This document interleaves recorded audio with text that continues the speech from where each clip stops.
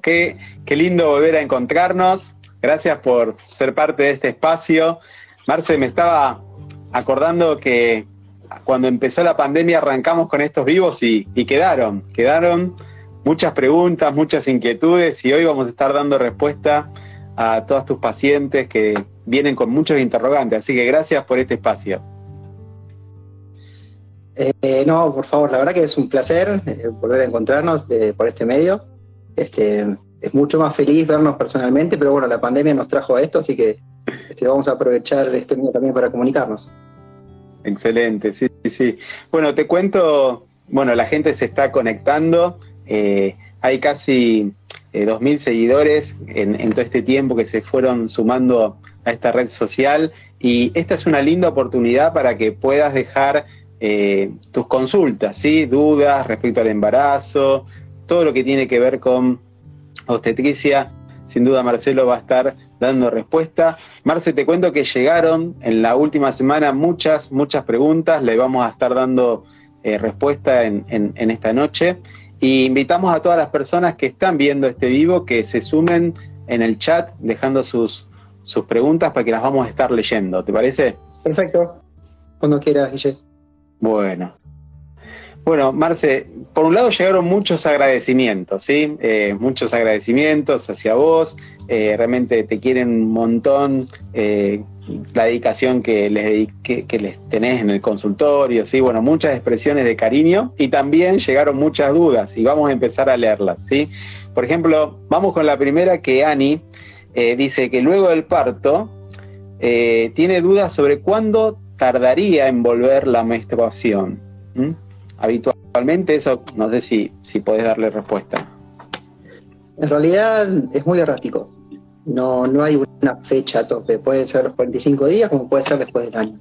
Hay algunas cuestiones que pueden influenciar en esta vuelta a la menstruación. La lactancia, sobre todo, los métodos anticonceptivos. Realmente cuando empezamos con la lactancia, los métodos anticonceptivos, sobre todo los hormonales, tienen hormonas derivadas de los progestágenos, y eso puede retrasar un poco también la menstruación, pero no hay una fecha adecuada, y también puede pasar que sea completamente irregular la paciente, o sea que te venga a los 2 meses y después no te venga, después te venga a los 15 días y después no te venga, o sea, no hay una fecha de decir, bueno, tal día te tiene que venir. Yo lo que sugiero siempre es que si pasó un año sin un periodo menstrual, hacer un control hormonal, ver valores de una hormona llamada prolactina, ver valores de hormonas que tienen que ver con la estimulación ovárica, FSH, LH, estrógenos, como para quedarnos tranquilos. Bien. Y respecto al color de la menstruación, ¿eso puede ser motivo de consulta? Suele ser una menstruación habitual antes del embarazo, o sea, muy similar a un periodo previo al embarazo. Sí puede pasar que las primeras menstruaciones sean un poco más abundantes, pero después uno retomaría su ciclo natural. Cuando pasa el tiempo, no habría por qué pensar, si bien hay algunas excepciones, que va a ser diferente a cómo era antes de quedar embarazada. Claro, bien. Bueno, Marce, otra consulta es, ¿cómo se identifica que existe pérdida de líquido amniótico? Bien. Lo habitual, ¿sí? Cuando uno rompe bolsa, es un baldazo de agua, es una bombucha que sobrepasa la bombacha, que sobrepasa el paño. Eso es lo habitual. Generalmente, una vez que rompe bolsa la paciente, esto no es un momento y nada más. Se sigue mojando. ¿Sí? Para que sea una idea, sobre todo estamos hablando de embarazos avanzados, ¿no? El líquido amniótico es la orina del bebé. Entonces, cada vez que orina el bebé, uno se vuelve a mojar. Según la literatura, ese líquido recircula cada 3 horas, o sea, es decir, que cada 3 horas deberíamos mojarnos de vuelta. Ante la duda hay que consultar a la guardia. En la guardia hay varios métodos, desde la cristalización o también a veces reforzamos una ecografía ante la duda. Pero bueno, la revisación de la parteria es fundamental.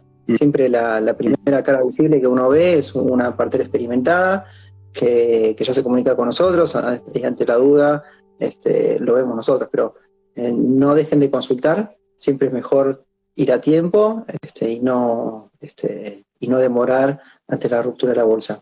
Habitualmente el líquido en condiciones normales tiene olor a lavandina, o también se lo puede comprar con olor al semen. Suele ser cristalino, opalescente, y en raros casos puede ser un poco verde. Si es tipo mate cocido o verde tipo puré de arvejas, deberíamos consultar con mayor celeridad a la guardia. Bueno, es un buen dato. Y ahora cuando hablas de los tiempos, ¿no? Esto tiene que ser algo inmediato, tiene que ser, digo, bueno, tengo una ruptura de bolsa, en ese momento ya me dirijo a la guardia, o tengo un margen de 20 minutos, media hora, como para acomodar un poco la cosa, llevar a mi otro hijo a que alguien lo cuide. ¿Cuál es ese nivel de urgencia? Vamos a hablar de condiciones habituales en un embarazo de bajo riesgo, ¿sí? Uh-huh. Si hay un embarazo de bajo riesgo, las condiciones cambian y tienen que haber otras pautas de alarma. Cuando uno rompe bolsa y uno se da cuenta que el líquido es claro, y esto ocurre fuera de un evento de contracciones, no es que hay que salir corriendo, ¿sí? Uno puede pegarse una ducha rápida, para entonces suponemos que el bolso ya esté preparado, no dejemos todo para el final, y con que estemos dentro de la primera hora dentro de la clínica, estaríamos dentro de un rango de seguridad. Muchas veces también tiene que ver si el hisopado vaginal, la búsqueda del estreptococo hemolítico que se usa en el último trimestre, si eso es positivo, a lo mejor deberíamos estar con un poquito más de margen de tiempo, pero si no, que estemos dentro de la hora, estamos bien. Ahora, no significa que si rompimos bolsa, sí o sí ya tenga que nacer tu bebé. Claro. Puede esperar, incluso hasta 24 horas a veces. Todo depende de cómo esté el bebé, de cómo está acompañado o no de contracciones, si hay patología, de la edad gestacional, de un montón de cosas, de cómo está el tacto. Muchas veces le preguntamos a la mamá qué quiere hacer. Somos partidarios muchas veces de la conducta espontánea. Sabemos que el 50% de las mujeres que rompen bolsa antes del trabajo de parto lo desencadenan en forma espontánea en las primeras 24 horas. Entonces, a veces agotamos los tiempos, siempre, vuelvo a repetir, dentro de un margen de seguridad, donde no hay riesgo de infección, donde el bebé es saludable, claro. Se puede esperar. En la clínica, pero se puede esperar. Bien. Bueno, es un muy buen dato porque es una situación de mucha tensión. Entonces, uno si cree que realmente es el momento en donde el bebé tiene que nacer, no siempre coincide, ¿no es cierto? Sí, les cuento una confidencia personal. Les voy a hablar de Vicky, mi segunda hija. Nosotros, por tener bebés muy grandes, con Vale tuvimos cesáreas. Vale rompió bolsa un día jueves a la mañana, teniendo una cesárea previa, llegamos a la clínica y esperamos 24 horas sin ningún inconveniente a ver si se desencadenaba solo el parto. Como no se desencadenó, tuvimos otra nueva cesárea. Pero en ese momento, obviamente controlados, monitorizados, viendo que las características del líquido eran claras, que Victoria se movía sin ningún inconveniente, pudimos esperar 24 horas. Claro, bien, bien. Bueno, hiciste un comentario muy valioso esto de tener el bolso preparado, porque creo que es algo que debería estar hecho algunos meses antes de lo previsto. O sea, ¿cuál sería la época ideal, digamos, como para ya estar tranquilos? Yo siempre aconsejo después de la semana 35 o 36 tener las cosas más o menos preparadas. Los que me conocen como paciente saben que les digo lo mismo. Lo peor que puede pasar es que esté una paciente buscando en la clínica y la familia buscando papeles en la casa. Entonces, si bien recién decías, Guille, que es una situación de estrés, aliviemos lo que podamos en forma anticipada. El bolso tiene que ser agarrarlo o dejarlo en el baúl del auto y ya está. Y no andar buscando cosas a último momento. Siempre recalco por mismo, ¿no? El bolso, la ropita es lo que a mí menos me importa. Las identificaciones, los documentos, los estudios del bebé, tanto los del primer trimestre como el último trimestre sobre todo, a la cabeza. Después siempre hay tiempo para ir a casa un ratito, buscar el osito que nos olvidamos, buscar a lo mejor algún pañal de más o algunas cuestiones de higiene. Pero los estudios e identificaciones a la cabeza. Tal cual. en tu sitio web, marcelomoresco.com, hay un artículo justamente sobre esto. ¿Qué debemos poner en el bolso? Recomendamos a todos que vayan a ver esa lista. Va a organizarlos mucho al momento de preparar todo eso, y también yo creo que hacerlo con tiempo nos permite disfrutarlo, ¿no es cierto? Porque qué lindo es esto de preparar el bolso en pareja y poder tener como ese momento también especial, ¿no? Hacerlo ya con tiempo de anticipación, uno lo puede disfrutar mucho más. Marce, están llegando más preguntas. Vamos a seguir con la lista que teníamos. Mira, Angie dice, ¿a partir de cuándo se recomienda hacer ejercicio después de la cesárea para bajar la panza? ¿Y qué tipo de actividad física se puede hacer?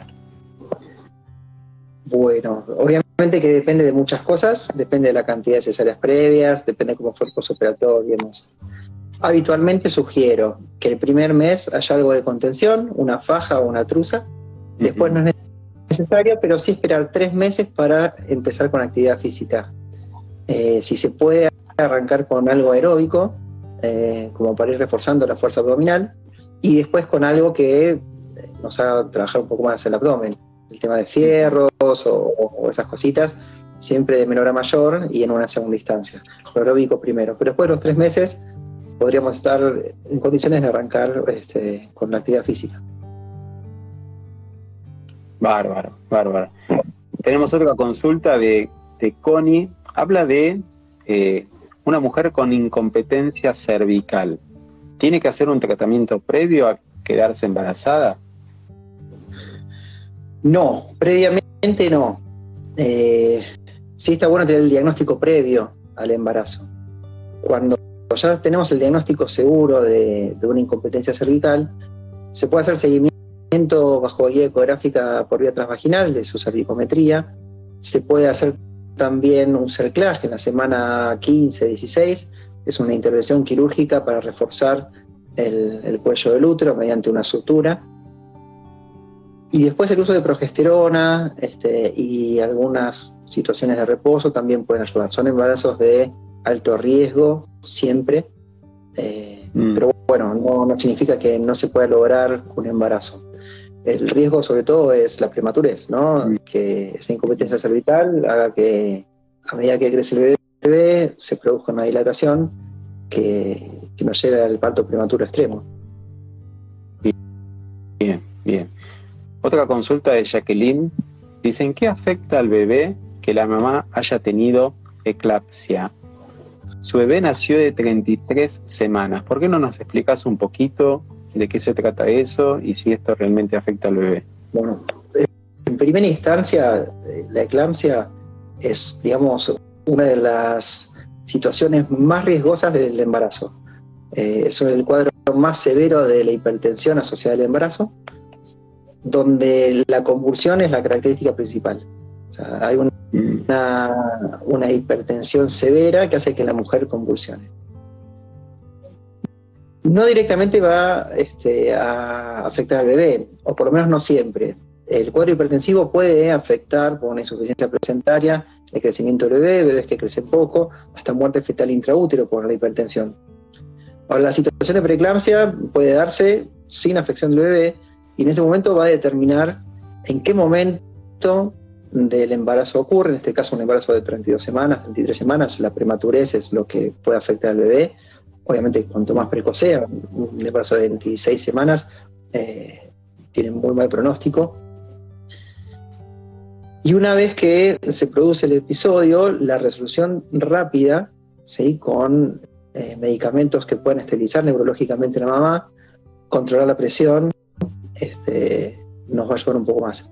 Pero entendamos que es un cuadro severo. O sea, si hablamos de muerte materna, aunque no nos gusta hablar mucho, las hemorragias, las infecciones y la eclampsia están a la cabeza. Todo lo que tenga que ver con la emergencia hipertensiva y la eclampsia es un capítulo que los obstetras no nos gusta para nada. Gracias, Marce. Fuiste muy claro, Marce. Ivana dice que nunca se hizo controles postparto. Ahora su bebé tiene 1 año y medio. ¿Tenés alguna recomendación para ella? Que se controle. En realidad, cuando hablamos de controles postparto, ya a esta altura, o sea, después de un año, es Papa Nicolau, colposcopía, imágenes, ecografía transvaginal, ginecológica, mamaria, a la cabeza. Más allá que pueda hacer algún control en cuanto a lo que es anemia, un hemograma común y más. Pero sí, los controles ginecológicos como mujer son fundamentales, más allá del antecedente del parto. Seguramente Claro. si pasó un año y medio de ese parto o la cesárea, ya está bien. O sea, ya no tengo complicaciones. Se hacen los controles habituales ginecológicos anuales que tendría que hacer toda mujer. Entiendo, sí. Bien, Victoria comenta si se puede aprovechar una cesárea para hacer la ligadura de trompas también. Sí, sin duda, sin duda. Sobre todo cuando hay una decisión obstétrica de cesárea. Por ejemplo, un bebé que está de cola y uno aprovecha este momento para hacer la ligadura tubaria en forma definitiva. La realidad es que también se puede, en forma electiva, planificar una cesárea para hacer la ligadura. Hoy en día se respeta mucho la libertad materna, ¿sí? O sea, podemos decidir sobre nuestro cuerpo, incluso si tomamos la vía vaginal como vía de nacimiento de nuestro bebé o la vía alta, la cesárea, para hacerlo. Los libros dicen que está bueno que la mujer tenga su parto normal y que en forma posterior sea la ligadura, que se puede hacer por vía laparoscópica. Pero todo es posible. Se puede hacer. Y si hay una causa obstétrica para la cesárea y la mujer decidió finalizar su futura maternidad, es un excelente momento, una oportunidad que debe ser aprovechada. Bien, bien, gracias Marce. Invitamos a todos los que quieran dejar sus consultas en el chat. Con mucho gusto Marcelo va a estar dando respuesta. Como Rocío dice, ¿por qué después de la menstruación baja un flujo transparente pegajoso? Bueno, tendríamos que ver qué es la menstruación, ¿sí? A veces cometemos el error de pensar que la menstruación es solamente sangre. Y en realidad hay una descamación del endometrio, que es la parte más interna del útero, que también se va descamando. Entonces no es un típico sangrado, sino que hay otras cuestiones. Después habría que ver si no está asociado a un flujo diferente, que eso es particular de cada mujer, pero a medida que pasan los tiempos, las características a medida que pasan los días, las características del periodo menstrual van cambiando. Y generalmente tienen que ver con que no es solamente sangre lo que la mujer elimina, sino también su descamación del endometrio. Bien, bien. Bueno, hablando de los controles, Romy también pregunta sobre eso, ¿no? Luego del parto, que ya pasó un tiempo, si hay que hacer algún control con el obstetra. Mínimo una sola vez, posterior al parto, cesárea, a mí me gusta tenerlo. También podemos sumar a las puericultoras en esto, son excelentes y es una mano amiga en momentos de crisis con el tema de la lactancia. Yo recomiendo siempre que al menos una vez se haga un control para revisar las pérdidas, para revisar lactancia, y no podemos dejar de incluir anticoncepción, ¿sí? Un control posterior al parto está bueno para ver cómo nos vamos a cuidar. Bien. Bien, también Romina pregunta sobre la vuelta de la menstruación en mujeres de 37 años que amamantan. ¿Qué nos puede decir de esto?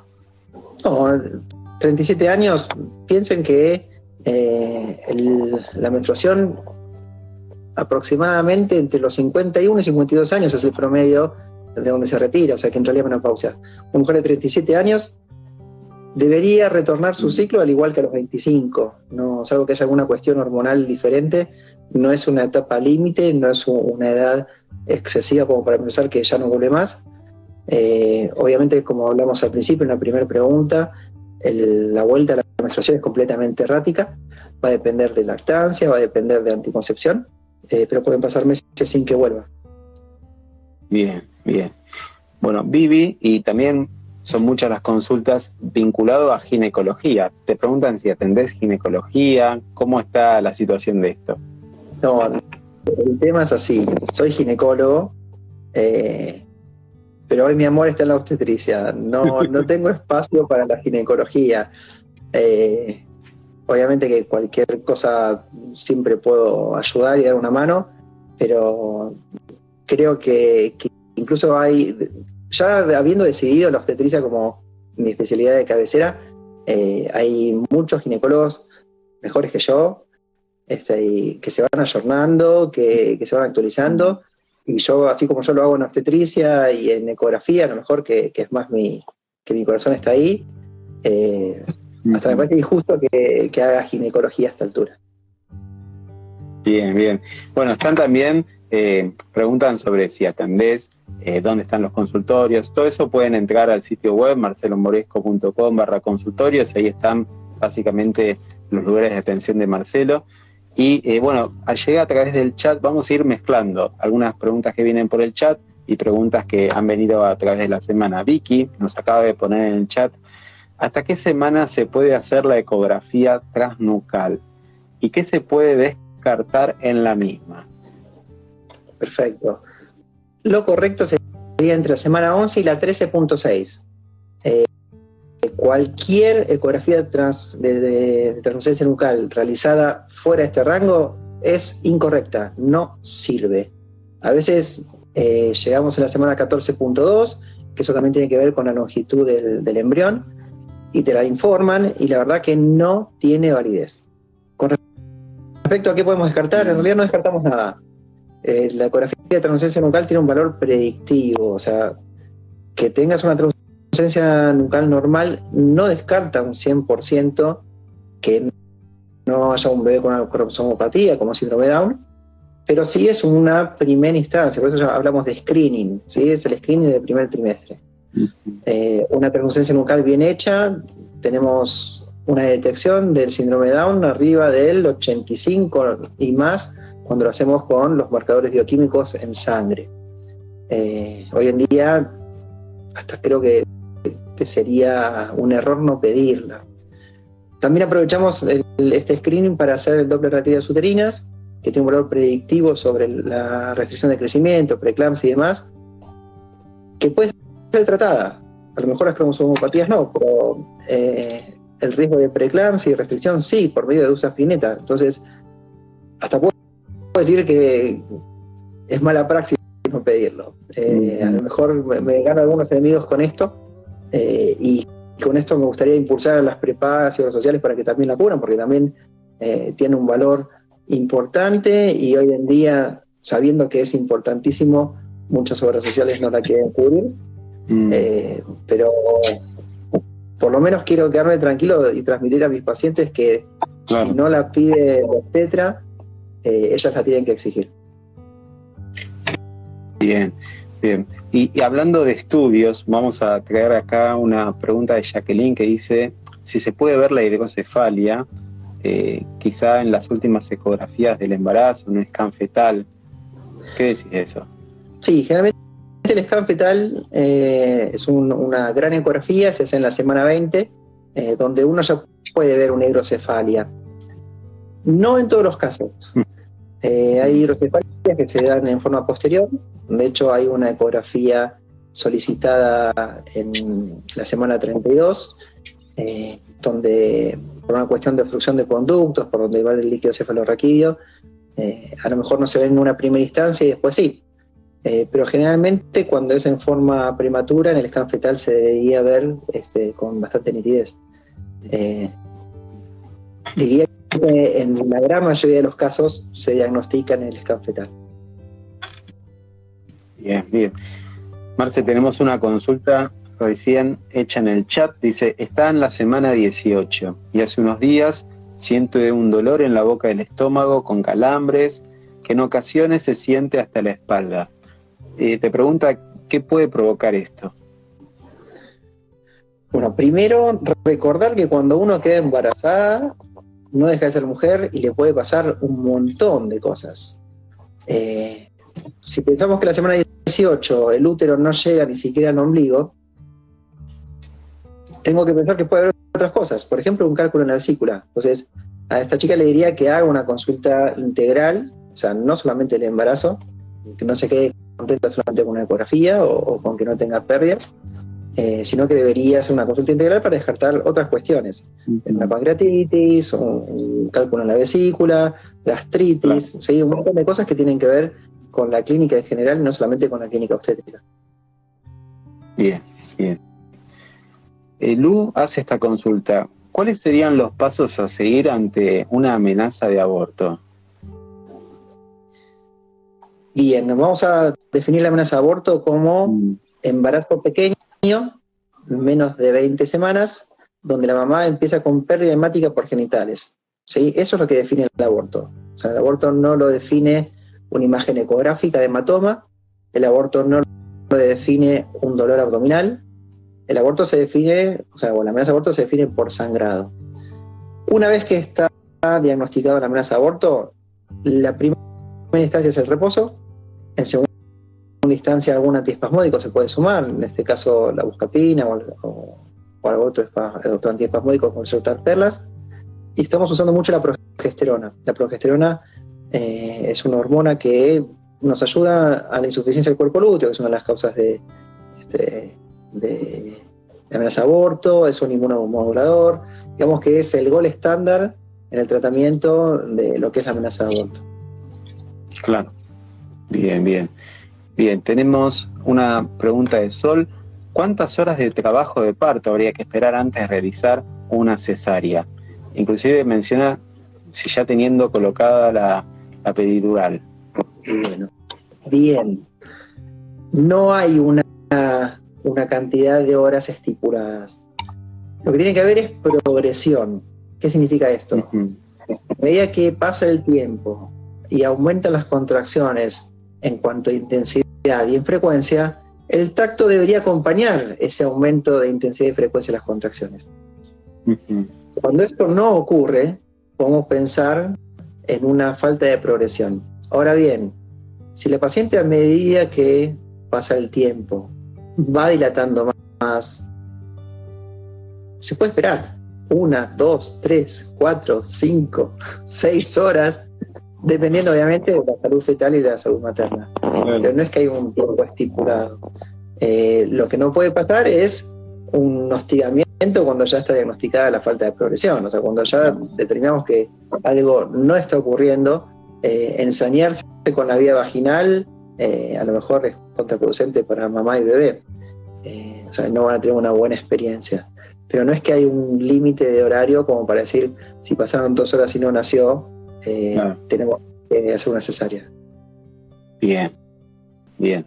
Bien, recién en el chat Micaela pone, ¿es recomendable una tercera cesárea?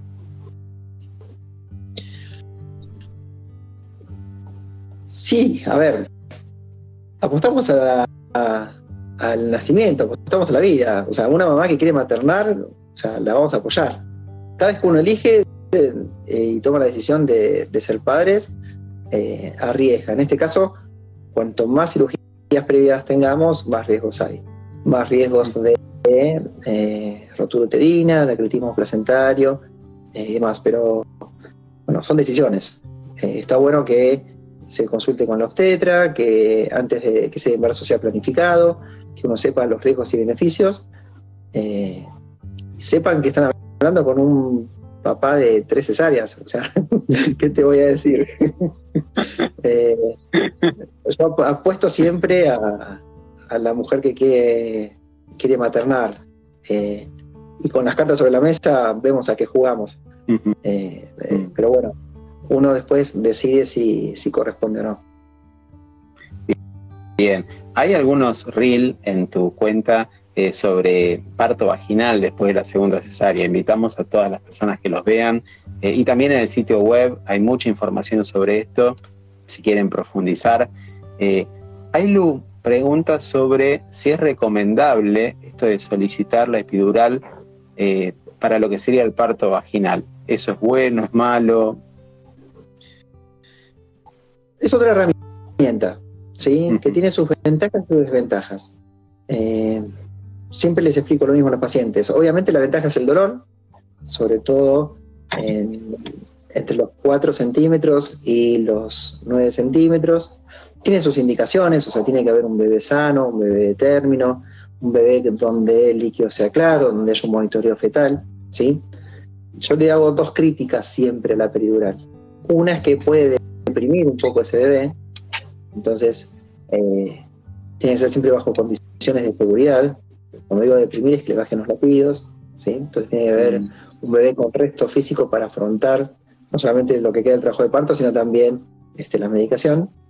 Y disminuye mucho la sensación de pujo. La mujer que está en la última instancia del trabajo de parto siente unas ganas inmensas de pujar, y eso se pierde con la peridural. Por más que busquemos la dosis adecuada, por más que tratemos de ir con lo mínimo y demás, se puede perder, genera mucha angustia, puede hacer un parto más prolongado. Entonces, como toda herramienta está, no es que la recomiendo, sí informo que está y que se puede usar, sabiendo que igual en forma espontánea completamente se puede parir. O sea, de hecho, si bien en la clínica IMA, que es donde yo hago los partos, es una herramienta que se puede llegar a usar, el 95% de los casos se utiliza el parto vaginal sin el uso de peridural. La clínica igual apunta a lo espontáneo, apunta a lo natural. Hay un montón de cuestiones también que pueden ayudar en la emergencia, que tienen que ver con ejercicios, masajes, la esferodinamia y demás. De hecho, otras drogas que no llegan a ser anestésicos. Es una herramienta más, con sus pros y sus contras. Bien, bien, gracias, Marce. Barbie tiene una pregunta sobre el tema de los mosquitos, ¿sí? ¿Qué tipo de repelente para mosquitos se puede usar cuando estás embarazada? Mira, los que tienen permetrina son los más usados. En realidad suelo decir, no exagerar, no quiero decir una marca, pero el verdecito Family va bien. Bien, igual esto no es un canje ni nada por el estilo, hay que aclararlo, pero sí, a veces. Bien, tenemos otra pregunta de Ailu, dice, ¿cómo son las últimas consultas antes del nacimiento? ¿Cada cuánto hay que asistir a la consulta? Bien, hablamos de un embarazo de bajo riesgo, ¿sí? ¿Qué es lo habitual? Si el embarazo viene muy muy bien, yo recomiendo siempre monitoreo fetal semanal y control con el obstetra o semanal o cada 2 semanas como mucho. Eso va a depender de si es un embarazo de bajo riesgo o alto riesgo, pero es lo habitual, ¿sí? Monitoreo fetal semanal hasta la semana 40. Si nos pasamos la semana 40 debería ser un poco más seguido, cada 72 horas.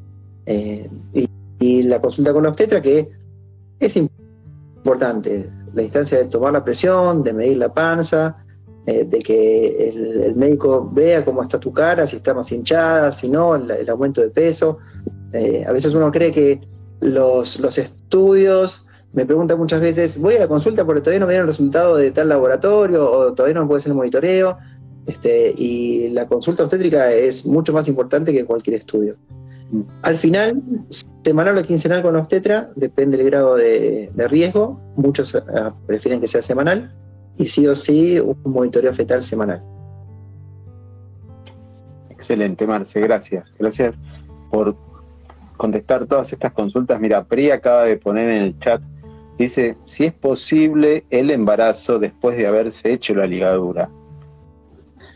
Sí, es posible, pero no por vía natural. Lo que se tiene que hacer es un tratamiento de alta complejidad para fertilidad. ¿Cómo se hace esto? Con el esperma del varón y el óvulo de la mujer, se produce la fecundación en un laboratorio fuera del cuerpo de la mujer y después se lo transfiere, a esto lo llamamos como transferencia, nuevamente a la mujer. Es una pena tener este cuestionamiento porque uno asume que cuando uno se hace la ligadura está decidido. Claro. Lo que sí no, y esto quiero aclararlo, la reconstrucción o recanalización de la trompa una vez que fue ligada no es tan efectiva. No es que desato un nudo y ya la trompa vuelve a ser como antes. Lo correcto sería la fertilización por medio de transferencia. Sí, quizá también puede ser la inquietud por temor a quedar embarazada, o sea, que cuán efectivo es el método como método de anticoncepción. Si bien existen excepciones, es un método que se considera definitivo. Con las técnicas actuales, la realidad es que no es muy raro, muy raro, ocurre, pero muy raro, que una ligadura tubaria no funcione. Claro, bien. Dai te hace esta consulta. ¿Es normal tener 3 meses de sangrado post cesárea? No es lo habitual. Habría que ver por qué. Muchas veces puede haber alguna cuestión vascular, puede haber alguna cuestión en el cuello del útero, entonces es motivo de consulta. Lo que define la cuarentena generalmente es esa pérdida hemática, que nosotros llamamos loquios, que puede ir desapareciendo y tener un retorno el día 20, pero 3 meses es demasiado. Debería hacer una consulta y descartar cualquier otra cuestión que tenga que ver con anomalías uterinas vasculares, con ese cuello del útero, y obviamente también descartar lo hormonal, ¿no? Pero es para consultarlo. Bien. Y Dai también dejó otra consulta que dice: ¿cuánto dura el dolor ciático postparto? Depende. En teoría la recuperación es absoluta. Lo que pasa es que si ya tenemos una cuestión previa, un pinzamiento, una hernia de disco y demás, claro, es diferente. El sobrepeso es otra cuestión a descartar. No es que el parto te va a producir una ciatalgia permanente, no. Ahí hay que ver otras cuestiones osteomusculares que lo pueden provocar. Pero no siempre está asociado. De hecho, habitualmente no debería quedar una ciatalgia después de un trabajo de parto. Bien. Marce, tenemos otra consulta. Hace mención después de una cesárea. ¿A partir de qué mes se podría pensar en depilación definitiva? Cuando haya suspendido la lactancia. Que la depilación definitiva no se recomienda ni en el embarazo ni en la lactancia. Entonces, más que en el post cesárea,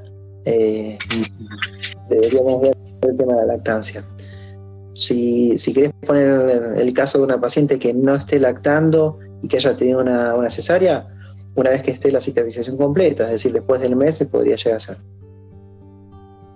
Bien. Diana pregunta: bueno, ¿las aspirinas pueden hacer que el bebé sea más grande al final del embarazo? Habla de unas aspirinas Prevent, no sé si es la marca. A ver, a lo mejor vamos a reformular la pregunta. No es que por tomar aspirina tu bebé va a ser más grande, pero sí, si tu bebé estaba destinado a tener una restricción en su crecimiento, la aspirina lo puede prevenir y que tenga un crecimiento acorde a lo que tenía que tener, ¿sí? A su potencial genético. Pero no es que por tomar aspirineta vas a tener un bebé de 4,5 kilos, no.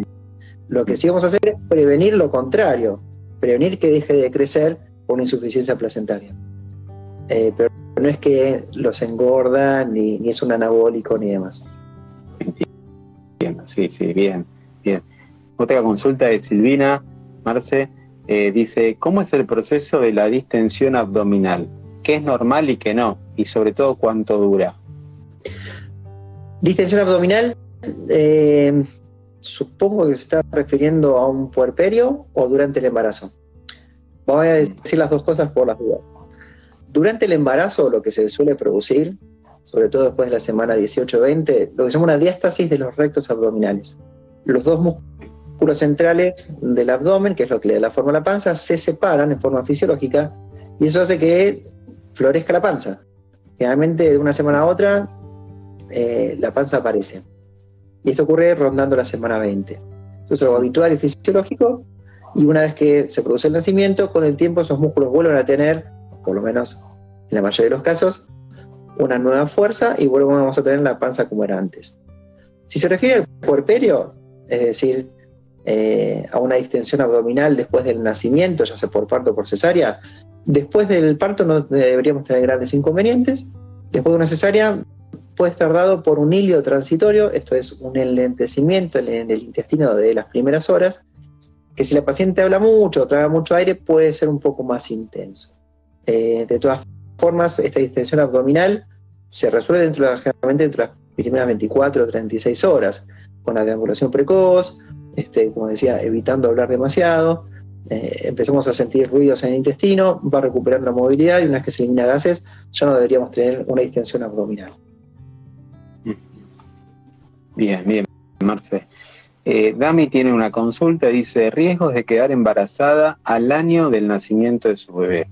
Tuvo cesárea de urgencia en el embarazo anterior. Bueno, a ver, riesgo de embarazo significa, o sea, supongo, ¿no? Una chica que desea quedar embarazada dentro del primer año. Lo recomendado sería que el periodo intragenésico sea de 2 años. Es decir, que un nacimiento se separe de 2 años del siguiente. Si una mujer queda embarazada dentro de un periodo intragenésico demasiado corto, a lo mejor lo que pierde es la chance de un parto vaginal después de la cesárea. Más allá de eso, pensemos que un embarazo tiene que tener el espacio como para que la mujer se recupere hormonalmente, si hay un episodio de anemia, esté recuperada también. A veces nos complica la lactancia, quedan embarazados, entonces hay que ver qué espacio le dejamos a nuestro hijo mayor, o sea, qué estamos dispuestos a relegar por un nuevo embarazo. Pero bueno, los 2 años sería lo recomendable. No hay tanto riesgo, pero la condiciona un poquitito, ¿sí? No es una cuestión que hay que provocar un aborto por haber quedado embarazada al año, al contrario, vamos a festejar siempre. Pero no es que por tener un nuevo embarazo antes del periodo intragenésico haya demasiado riesgo. No es lo recomendable, pero no es algo que no se pueda afrontar. Bien, bien. Tenemos otra consulta a través del chat, dice, esta es una consulta de María Luján. ¿Hasta cuándo es conveniente tomar ácido fólico? Si no hay una cuestión de anemia, ¿sí? De un tipo de anemia particular, que más allá del hierro uno tiene que tomar ácido fólico, se hace por convención el primer trimestre. El ácido fólico cumple la función del cierre del tubo neural del bebé, y esto ocurre generalmente antes de la semana 10. Entonces, postergar el ácido fólico después del primer trimestre no tiene sentido. Bien, bien. Tenemos otra consulta a través del chat. Amanda Pri. ¿Es normal, dice, el dolor excesivo en la menstruación post-ligadura? ¿Cuándo debería preocuparme esta situación? 2 cosas. La ligadura no hace que te duela más la menstruación.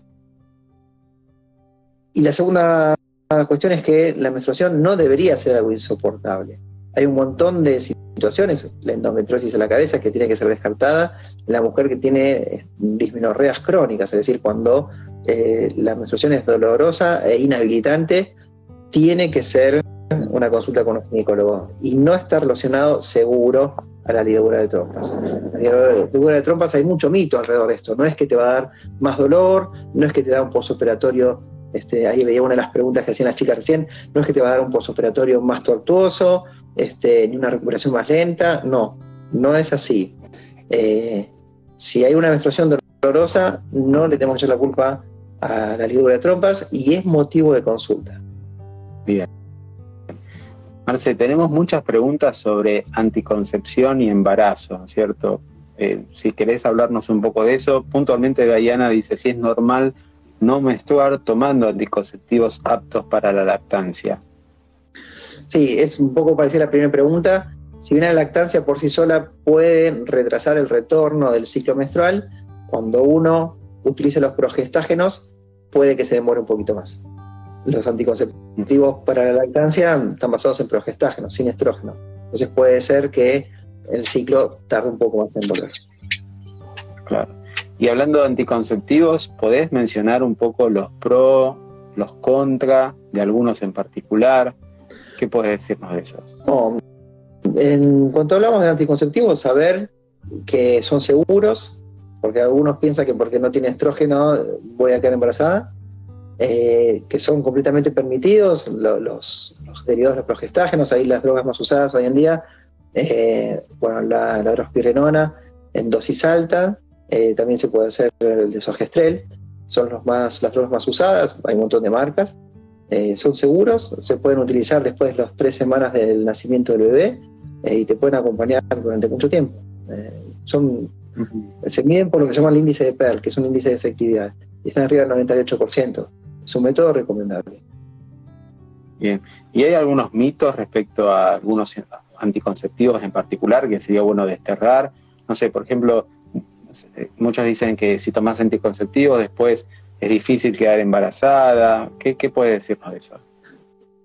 Una característica fundamental que tiene que tener un método anticonceptivo, más allá de los definitivos como la ligadura de trompas o la vasectomía, es la reversibilidad. Todo método anticonceptivo, ya sea DIU, preservativo o un anticonceptivo oral o hormonal, terminamos de usarlo y al ciclo siguiente podemos quedar embarazados. O sea, no es que te va a contraindicar para nada. A lo mejor los mitos tienen que ver con si te engorda o no. ¿Sí? La mayoría de los anticonceptivos nuevos evitan la retención de líquido y demás. Y si utilizamos un anticonceptivo que nos engorde, estamos hablando de 1 o 2 kilos. Cuando la mujer engorda mucho más, no es por una cuestión anticonceptiva. Y sepan que hay un montón de métodos anticonceptivos nuevos. Está el anillo vaginal, que no tiene tanto paso hepático. Está el uso de parches, también el preservativo, el DIU. O sea, por suerte hay tanta variedad que la mujer tiene que elegir un método anticonceptivo que le dé seguridad, en el sentido de no estar pensando, uy, a ver si me quedo embarazada, o uy, esto no me gusta porque me engorda, uy, esto me voy a olvidar 5 al mes.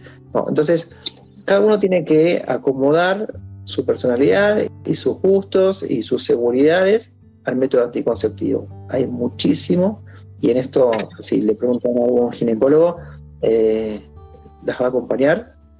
No se queden con dudas. Generalmente hay anticonceptivos para cada paciente. No es que hay pacientes con un determinado tipo de anticonceptivo. Bien. Marte, gracias por todo lo que estuviste respondiendo. Vamos a hacer la última pregunta, ¿sí? Ya para ir cerrando el vivo, de Pamela, que la acaba de dejar en el chat. Dice, después de tener hijos, ¿qué podemos hacer para fortalecer el suelo pélvico? Bueno, en la mayoría de los casos no es necesario, ¿sí? Después del mes no deberíamos encontrarnos con alguna incontinencia urinaria, no deberíamos encontrarnos con algún prolapso importante. Los ejercicios pélvicos se pueden utilizar en forma ambulatoria o directamente la kinesiología. Lo único que tenemos limitado acá es que no hay muchos servicios, sobre todo en la provincia de Buenos Aires. Sé que el Hospital Italiano sí lo maneja bien. No hay muchos servicios que trabajen bien el piso pelviano, o por lo menos no como servicio institucionalizado. A lo mejor hay algún ginecólogo o alguna licenciada obstétrica que pueda ayudarnos con el piso pelviano, pero no como institución. Te digo que es una deuda pendiente en la zona. En Capital estamos un poquito más, aunque no es la panacea, pero bueno, no deberían ser usados, o sea, necesariamente. La mayoría de las chicas después de un parto no es que necesitan usarlos, pero si lo necesitan, hay kinesiólogos que lo pueden hacer sin ningún problema. Bien. Marce, muchísimas gracias, muchas gracias por dar respuesta a todas las preguntas que llegaron a través de las redes sociales, a través de la web, a través de este chat. Estamos muy contentos de haber participado nuevamente en este espacio. Agradecemos a todas las personas que se suman en estos vivos y vamos a continuar quizá en otra instancia dando respuesta a todos estos interrogantes. Marce, muchísimas gracias, como siempre. Muchas gracias. Muchas gracias. Les mando un saludo. Me crucé con muchísimas pacientes mías esta semana que los chicos empiezan en jardín por primera vez o primer grado por primera vez, aquellas madres que tuvieron hace 3, 4, 5, 6 años, época de crisis para muchas. Les mando un abrazo a ellas especialmente y obviamente a todo el resto. Buenísimo. Bueno, Marce, les decimos a todas las personas que están viendo es que vos vas a estar guardando este vivo y va a quedar en tu cuenta de Instagram, también se va a subir al sitio web, pueden visitar marcelomoresco.com, allí están todos estos materiales y muchos más. Bueno, sin duda el asesoramiento ayuda muchísimo a disminuir la ansiedad, el estrés y sobre todo las cosas, aprovechar estos espacios donde podemos dar respuesta a todas esas consultas. Así que, Marce, muchas gracias nuevamente. Nos veremos en otro encuentro. Un abrazo, Guille, un abrazo. Un abrazo. Chau, chau.